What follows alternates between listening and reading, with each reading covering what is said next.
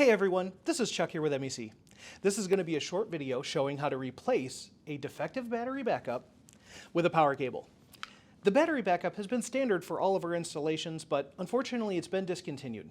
Now, your battery backup will still work for a while, but eventually it will go bad. When that happens, contact us and we'll give you a new power cable. Once you get it, the process is very simple. You'll have a battery backup and you might have a box that looks like this or like this, but the process is the same either way.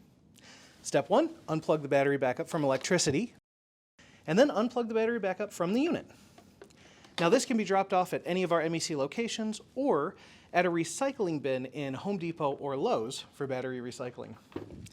With the new power cable, it's just as simple as plugging it into electricity and then plug it into whichever unit you may have. Now once you get it plugged in, the unit will take about 5 minutes to boot up and then your service will resume as normal. Thanks for watching, and remember, together our future is bright.